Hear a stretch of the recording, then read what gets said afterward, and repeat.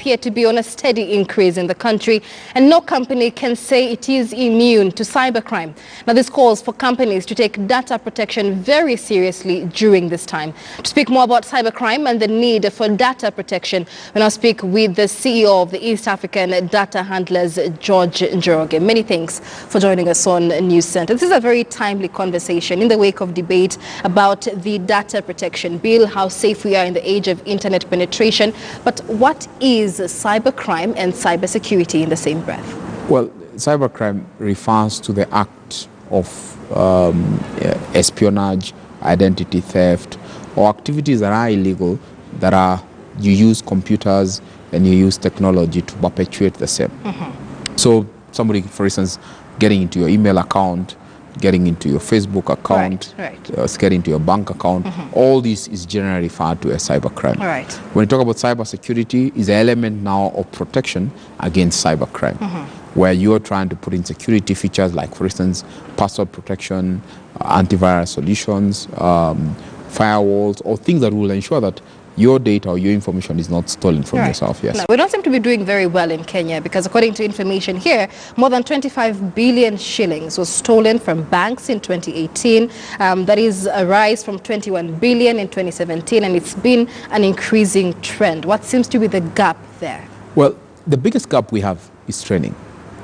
We are not producing enough technocrats in the market or to offer the solutions that are needed in the market compared to how other countries are producing to ensure that, for instance, cybercrime will be protected. And realize the world is now a global village.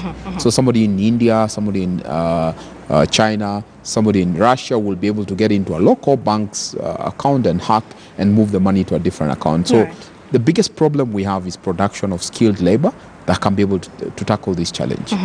And if the universities and the training centers were to take up that very element of protection and production of those students, then definitely we'll have better produced students who will be able to cater for these particular issues. And that's interesting because there has been a conversation even with the Education Cabinet Secretary, Professor George Magoha, to increase cyber crime related courses or cyber security related courses in our universities. How important would that be, considering year in, year out, we have about 1 million more users in terms of internet penetration in the country? Well, I think first is that particularly everybody who is an internet user should get some form of training on cyber security, whether basic or an advanced level. But in essence, the production of more students and more capable individuals with such skills will definitely transform the market. One of the biggest beneficiaries, as we have in a country like this, is that the advancement of technology makes it possible for people now to know how to break it, how do we beat it, and how do we advance it. Let me give you an example. When you typically look at a hacker and an individual, they think very differently. When you look at an individual, when you give them a phone, they'll think, how do I make a call? When you have a hacker, they'll look at the phone and think, how do I break this to make it do more things than it's currently doing?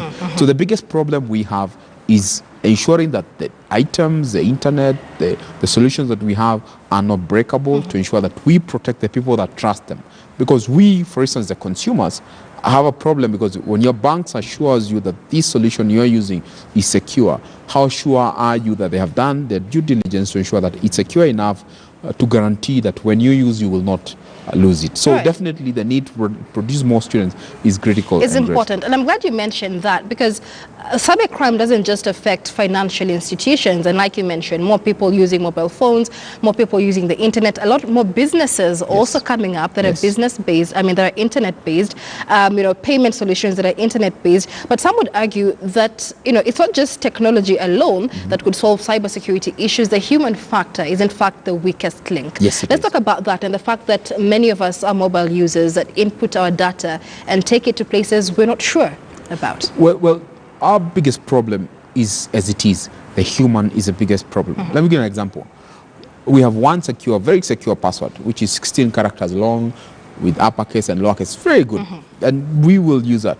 But the problem with that is that you'll use that single password across all your emails. So use it in the bank account, so a lot of us fall victim to that. Gmail, use it in your Hotmail, use it in your everywhere. And what that does is that when somebody gets your single password, they can use it across everywhere else. So when they have your password, they know they have everything about you. So we, the humans, are the biggest weak link to ensure that we succeed in how we do it. We do our activities. The other problem is the way we share our information.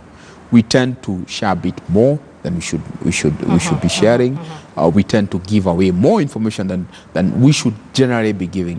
Because I've been hearing people to complain a lot about example of Huduma number, and you're saying the government is taking a lot of information about us. But Google has more information about you than even the government does. Right. Google knows where you are. Google knows who you last called. They know your email address. They know your phone number. They know your contacts. So when you complain the government is taking a lot of information about you, you have given Google more information that you would be giving the government of Kenya for the next 10, 20 years. Right. So it's an element of how do we protect our information and how do we present it to ensure that it's perfectly presented and it secures our identity as we move on in the world of internet. Right. And I want to get to the data protection bill, but same question you asked, how then do we do that, especially from an individual standpoint, before we move on to organizations and companies as well? How much information is too much? When should you question whether you should give this kind of information? And let's bring it closer home. A report was released the other day. More than 500,000 Kenyan youth have been in the CRB list because of mobile loans in the country. And the Central Bank of Kenya said, you know what, you guys are on your own on this one. These guys are not registered with us. But they have information for more than 500,000 Kenyans out there. How much is too much? Well, one of the biggest problems we have is we don't care how much is too much. Let me give you an example. When you look at the mobile lending applications, they run only on Android-driven application phones, but they do not run on iOS-driven phones. The reason why that is because the iOS infrastructure protects the data that is on the iPhone device, compared to the Android devices that tend to share a lot more. So when you take that mobile loan application and install it on your phone, it tends to carry away a lot of data than you think you're giving, and they will carry a lot of data about you. That's why you see, for instance, people complaining that I took a loan with this mobile lending application. They've contacted my mother, they've contacted my neighbors, they're texting my friends, all in the name of trying to get a loan. But in essence, they took more of the information than you did know. And essentially, they ended up now owning you. They own your information. And the only thing they gave you is the money, which they will also end up demanding and put you on a CLB list. Right. So it is an element of trying to understand the application I'm installing on my phone, the website in which I am logging my data, how much am I giving, and can I do without necessarily having to share this information? And this, of course, gets more complicated for companies and firms and institutions as well. How much more protected will they be with the advent now of the data protection and privacy bill? Well, to some level, yes. But the biggest problem we have when it comes to cybersecurity is ensuring that we safeguard what it is that we ought to do, doing the very element that we ought to ensure that we are doing. For instance, ensuring that our data is secured, our data is encrypted, the information that we are providing has a level of security that is acceptable. We have mechanisms in which, for instance, our data is leaked. There's a way of destroying it, even though it is not physically in the office. You have set up issues like the right to be forgotten. All these things, if the corporates don't set them up, then definitely they will have the biggest challenges in losing data and losing information. But one thing that I must add and say is that cybersecurity is seen more often as a negative issue. But there is a positive aspect to it. There is. Now, I want us to hold that there because we will come back with that conversation. Sure. And I want our viewers to also join us in this conversation on the hashtag KTN News Center. Have you been a victim of cybercrime, perhaps? But even as we talk about that, let's switch gears for a moment and head to the courts there, where the Kenya revenue officials who last week arrested in a sting operation are set to appear before court to face charges related to tax evasion. The officers were arrested during the operation conducted in the KRA offices along Mombasa Road and Times Towers. Let's bring in our reporter, Brenda Kirubo, who is following up on this report. Brenda, what more do we know so far? Good morning, Michelle. Of course, we're coming to you live from Milimani Courts. What do we know? We know that about 45 Kenya Revenue Authority officials suspected of abetting tax evasion as well as complying when it comes to offering services through corruption and bribery. These are some of the KRA staff that are expected here anytime at the Milimani Courts. For the charges ranging between tax evasion, like I said earlier, and bribery and corruption. They're still suspects at the moment, and they are right here expected from the Central Police Station where they have been held since Friday at 4 p.m. to answer to the charges. So what do we know so far, Michelle? We know that about 75 officials were interdicted by the taxman on Friday. The taxman did issue a list of suspected individuals on Friday, indicating that this has been going on through a crackdown that began about 4 months ago, where we saw about junior officials as well as middle-level managers and also supervisors who are implicated in this, what we call rogue officials that are operating at the Kenya Revenue Authority. Of course, right now they are being treated as suspects, but KRA was very quick to issue a statement indicating that around 61 of them belong to the customs, the domestic taxes department, and around 14 others or 15 others are in the clearance and customs department. And they did say the bulk of them actually, that's around 61 of the total of the 75 are actually in Times Tower. So at the moment we are waiting for them to be brought here at the Milimani Courts, where they should be able to answer to the charges, where they should be able to take a plea, and then we will see the way forward. Michelle? And of course, this comes as the latest move by KRA as well as the Office of the DPP in the prosecution and the fight against corruption. But the specific dockets that the individuals there are from, some that let me just look them up for a moment there. Several that would help with the trailing money and communication, departments of domestic taxes and departments of custom and border control department. What damage then has been done in those departments with these officials aiding corruption? Well, Michelle, we are yet to be given a full statement when it comes from the taxman. But what we know that it has been going on over a long period of time. Of course, last year we did see KRA issue a statement indicating that about 85 rogue officials have been, of course, found guilty of these specific vices. But it was also quick to say that it has implemented a system, more automation going on, and lifestyle audits in a bid to tackle these specific vices. But also this particular interdictment actually began 4 months ago. KRA moved in through a multi-agency team and sort of brought in junior, interns in the name of spying over their bosses who are actually more or less suspected to be engaging in these specific vices. So they came in and they have been issuing statements to the police indicating what exactly is going on when it comes to the Times Tower as well as other specific agencies that are linked to the Kenya Revenue Authority. And they were in turn able to give a report, and that's how we came about the Friday incident where we saw about 75 75 officials from the Kenya Revenue Authority that were interdicted. So it's something that has been going on, and KRA, of course, has been accused time over time, of course, since 2014 of not meeting its tax when it comes to revenue targets. And some of the concerns has been the fact that it's not netting in most of the people who are required to pay taxes. We're talking about traders who are actually importing products from abroad, and they're saying some of them are actually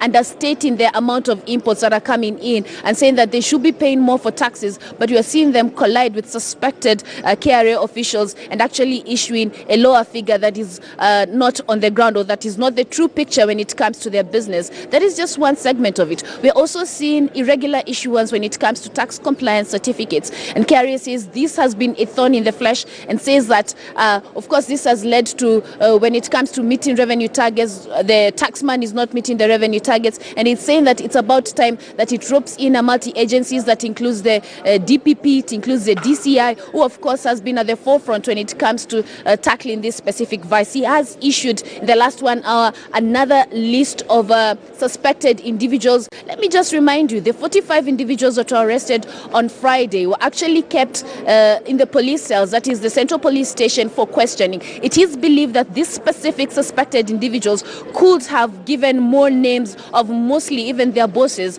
The DCI was very quick to note yesterday, George Kinoti, he did indicate that he will not stop at anything should the the racket go all the way to commissioners, and saying that if they're found guilty, they will of course face the law. Michelle?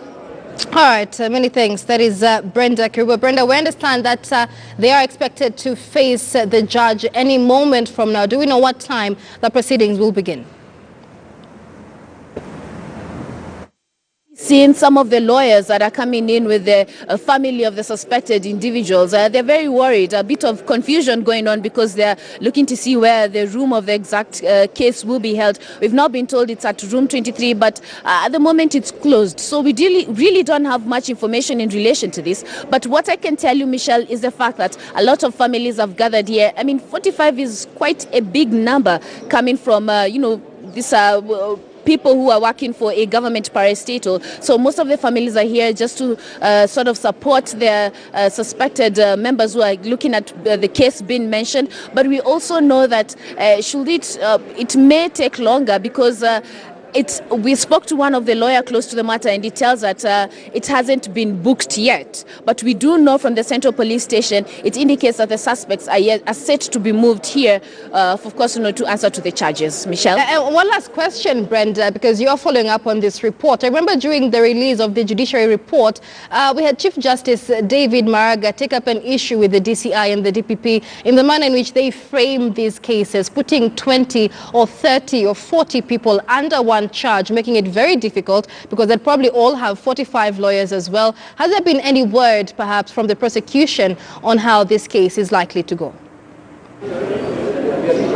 Oh, well, Michelle, we don't know at the moment, but of course that is a critical concern. But what I can tell you, even the number in itself, looking at the room where we've been told where it to be held, it's quite a small room. So having all of them on board and having all of them answer to those charges, it's very interesting to see how that will play out. But at the same time, the Kenya Revenue Authority has a revenue target to meet.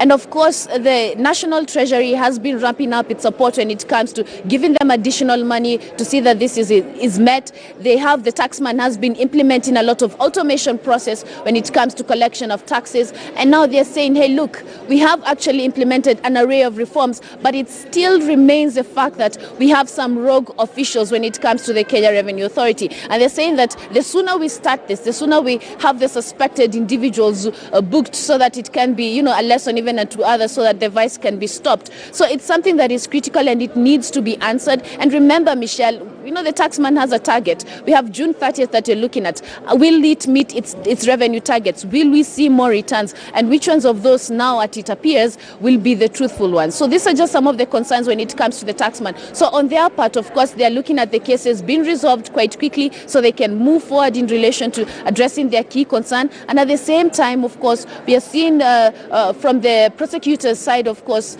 indicating that they are willing to take the cases forward and at the same time issue a substantial judgment at the end of the day. Michelle?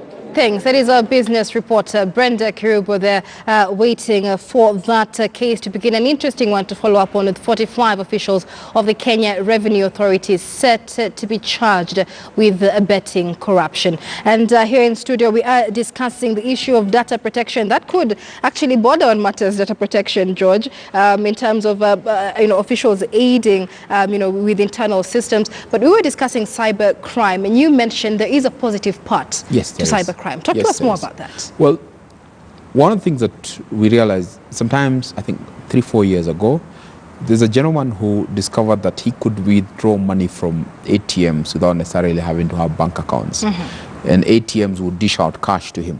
And he reported it to the banks, but practically set it out. And the whole thing was set up, and it was named after him. It's called jackpotting. He's called Jack. And the whole issue of ATMs dishing out money was called jackpotting. So there are a lot of people that make a lot of money from what is called reporting bugs and reporting problems that are there in solutions and systems. Where they hack into systems, they do what is called ethical hacking, where they'll genuinely hack into systems, but they'll look at the problems that are in the systems and try and help the people rectify the problem. Right. There are companies around the world that issue, for instance, offers every year. They say once you hack into our system, we'll give you $1 million, we'll give you $10,000. And the idea is to try and ensure that they are continuously upgrading, they're continuously fixing their problem. How Windows and and other platforms fix their problems is by people who report, people who hack into those systems, people who go in and ensure that they break into these systems and they go ahead and rectify them. And one of the things that maybe to go back into the new law where we're trying to criminalize cybercrime, right, and young people who get such amazing powers. You know, if you log into somebody's email, if you log into your ex-girlfriend's phone, if you log into somebody else's bank account without necessarily having to have the capability, or if you can add a 0 or 5 zeros into your bank account, what that would send you to jail. But with that capability, it gives you the power to think, with this power, I can do more to try and rectify the problem.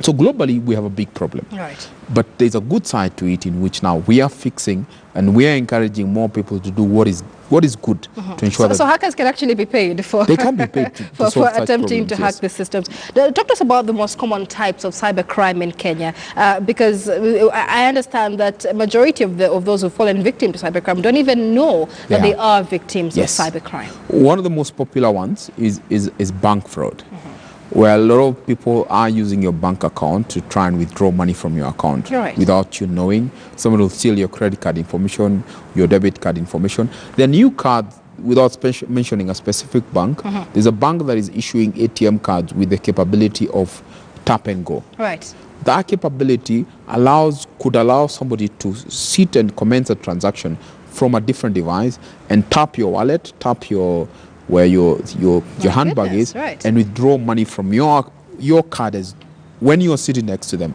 without you having to even know somebody has taken money from you. So bank fraud is one of the biggest problems. Two is mobile fraud. A lot of mobile money is being stolen.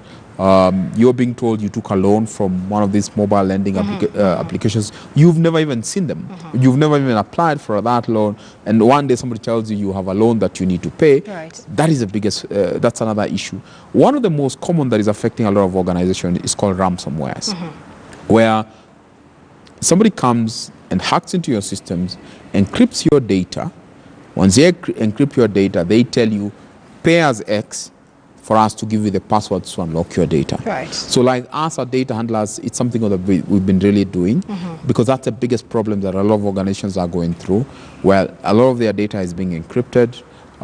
People are hacking into their systems, locking down their data, and now demanding that they make payments for them to release this information to them.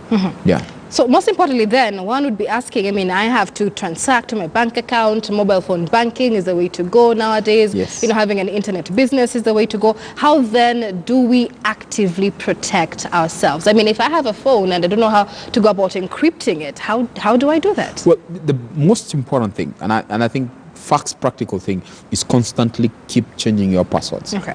Constantly change your passwords to ensure that at least the password that you are using a week ago, a day ago, is somewhat changed, and there's a bit of a transition from whatever you are having to the new one. Then ensure that there is minimum information shared at all times, particularly when it comes to internet using our credit card. There are so many pages that come in between. If you're trying to buy online, a page will come in and it will look like the genuine thing, and you punch in all your data, you put in your credit card information, you put in your username, you put in your password, your CCV number, the number behind your card, and immediately you do the same, and the transaction runs, and you see money has been debited from your account, but it's not being credited to the very agency or whatever you are trying to buy, but the transaction has been debited and money has been credited to somebody else. The other thing that has come up is this cryptocurrency that have become quite a big thing, and it's a big phenomenon where people are investing heavily on crypto. Right. But cryptocurrency exchanges are being hacked every other week. Last week, I think the biggest exchange was hacked, and they lost almost $600 million worth of cryptos was stolen. So that tells you even the most complex, even the most advanced of technologies is hackable. So we constantly have to keep updating our solutions, updating our firewalls, ensuring that we replace old equipment with new equipment, bringing in new skill sets within the organization to ensure that we are constantly making things better. Because as we move on, you realize that problem will continue becoming worse deeper. and worse. And even as we wind up, from your experience, even from the East African data hunters, what is the impact of cybersecurity economically and financially on a company or institution? Well, it's big. It will set out an entire investment and wiped out within a day. Give you an example. The biggest cryptocurrency exchange called Binance was hacked into last week. They lost about $600 million worth of crypto assets. Right. $600 million hit into your business will wipe you out completely. If, for instance, your data of a critical project is encrypted, what happens? Give you an example. This Huduma number data that we are pushing every other day. What happens if that Huduma number data is encrypted today and somebody wipes it? What will the government turn to? So the effects of cybercrime are great, are enormous. When you try and look at, for instance, in America, where you'll find data is leaked, but they quantify that to value of investment, research, years of work that these guys have worked on projects, that somehow they've lost it owing to the fact that the information has become public. Right. So the finding mechanisms of protecting ourselves against cybercrime is most important, and continuously enriching our knowledge, enriching our capability will ensure that even when it does happen, there's a level of continuity that we can be able to guarantee. Right. Otherwise, a lot of businesses will close down owing to cybercrime as a reason why they've closed down the business. Finally, what then are the trends we're likely to see in terms of cybersecurity? Are we likely to see even individuals now working with firms like the East African data handlers? A lot of it, yes, is going to happen. The future of cybercrime, as it were,